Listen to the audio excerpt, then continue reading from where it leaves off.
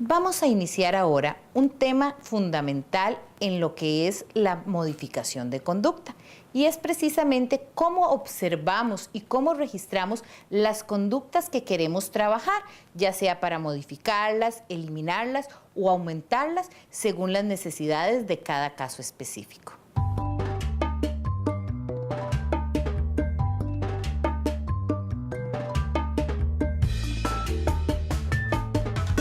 La definición operacional de la conducta permite al docente registrar el nivel de ocurrencia de una conducta, que es particularmente importante al inicio de cualquier intervención. Después de que el docente tiene una definición operacional de la conducta que le permite entender con claridad qué es lo que quiere modificar de alguna forma, procede a seleccionar el registro que va a utilizar. La selección del registro va a depender de la conducta que se desea modificar. Las conductas se pueden registrar por su frecuencia o por su duración. Cuando hablamos de frecuencia, un ejemplo sería la cantidad de veces que un estudiante levanta la mano para participar en clase. Y cuando hablamos de duración, podría ser la cantidad de tiempo en que un niño emite el llanto en una lección. Seguidamente veremos el trabajo colaborativo que establecen la docente de preescolar de una institución pública y la docente de apoyo de esa misma escuela para intervenir y modificar una conducta disruptiva que presenta un estudiante. Vane, la idea de reunirnos hoy es conversar un poquito sobre la situación que me habías comentado el otro día, que te estaba preocupando en relación con el manejo de la conducta con uno de tus estudiantes. Es una conducta que se repite en varios estudiantes, sin embargo hay uno que a pesar de haber utilizado diferentes herramientas, ha seguido en forma persistente manifestándose. Por ejemplo, bueno, ya establecimos reglas colectivas, donde todos propusieron reglas de conducta, ellos las ilustraron, están pegadas en el aula, todos los días nosotros las repasamos, pero sin embargo me ha preocupado que con este niño, a pesar de utilizar todas estas técnicas, la conducta persiste. Ahora, es importante que tengamos una definición de esa conducta para tener más claridad a la hora de ir yo al aula y que estemos las dos como dirigiéndonos hacia la misma conducta. Eso se llama una definición operacional. Entonces podríamos, no sé qué te parece, si decir, ¿verdad?, que la conducta que vamos a trabajar es levantarse del asiento sin permiso.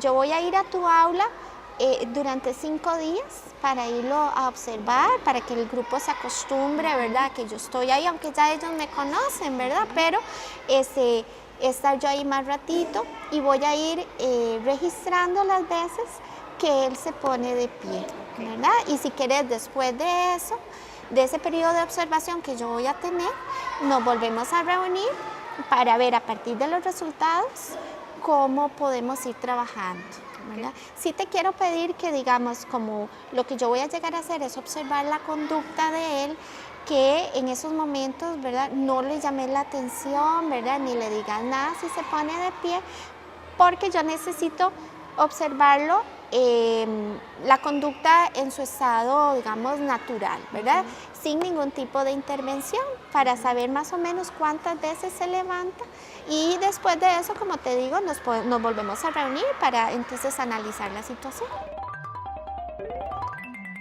Chicos, el día de hoy tenemos de visita a la maestra Lupita. Ella va a estar aquí sentada observándolos trabajar con la maestra. Nosotros vamos a cantar, a participar, a seguir exactamente igual como acostumbramos a hacerlo. ¿Entendido? Muy bien. Vamos a observar estos dibujos. Y entonces ustedes me van a mí a escuchar.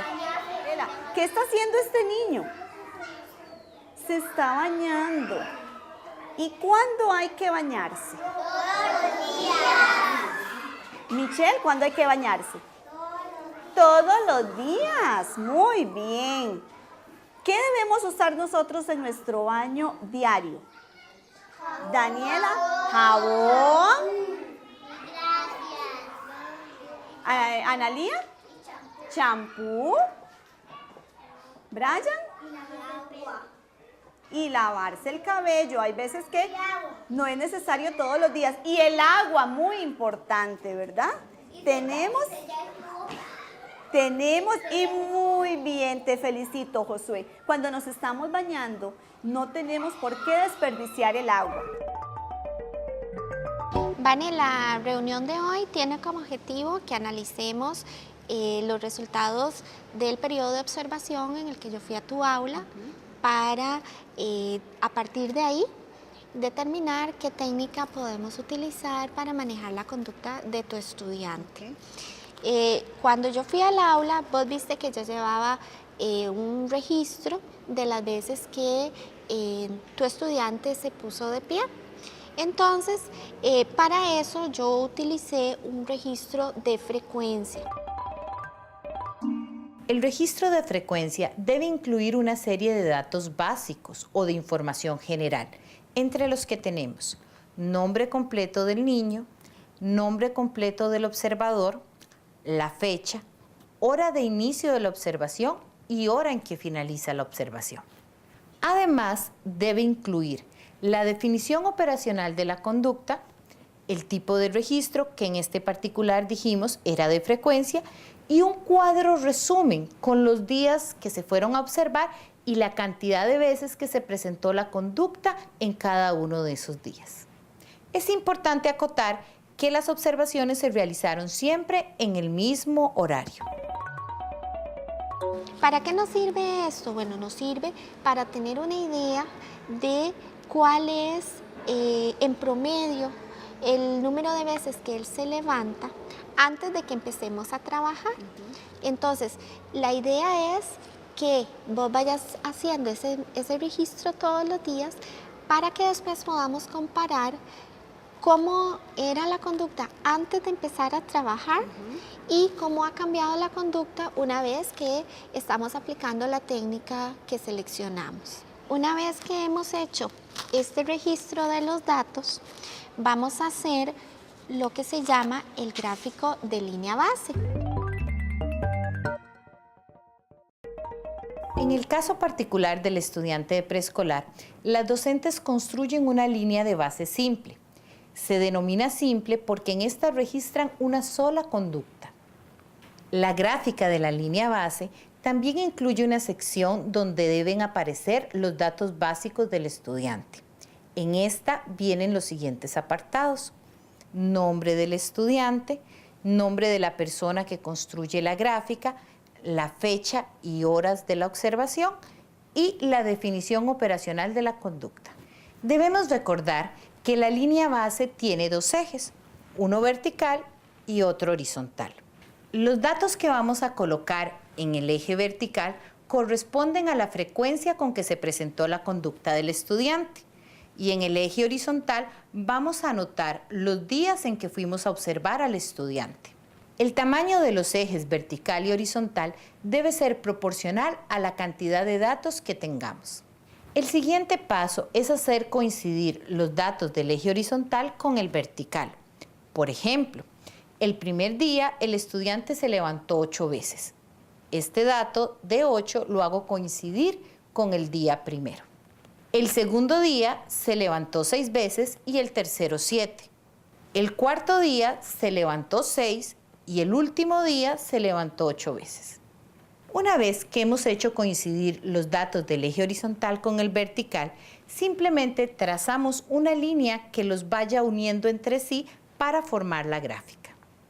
En el caso particular de este estudiante, donde lo que se requiere es disminuir la conducta que se definió operacionalmente, esperaríamos que después de la intervención y modificación de conducta, la línea que se produzca sea una línea descendente. Otro dato muy valioso que podemos obtener en este proceso es el promedio. El promedio es simplemente la sumatoria de todos los datos, es decir, lo que ocurrió, la frecuencia con que ocurrió la conducta cada día, dividida por el total de días en que fue observado el estudiante. Y entonces podemos decir que en promedio la conducta de levantarse del asiento sin permiso del niño se presenta 7 veces. ¿verdad? Este entonces ya puede ser nuestro punto de partida para poder determinar cómo más adelante la conducta va a cambiar, ¿verdad? Entonces, lo que ahora tendríamos que hacer es determinar cuál es la técnica que podríamos utilizar, ¿verdad? Para que vos la apliques en el aula para reducir el comportamiento de tu estudiante. La línea base es un instrumento muy valioso para los docentes, pues nos permite tener de forma clara y sobre todo objetiva la caracterización de una conducta, ya sea por frecuencia o por intensidad. Y si bien es cierto, es el paso inicial antes de determinar qué estrategia vamos a utilizar en un proceso de modificación de conducta, no se limita a esto, pues la podemos seguir utilizando a lo largo del proceso para comparar los resultados del antes de aplicar una técnica concreta, como podría ser el reforzamiento, y el después de la aplicación de esta.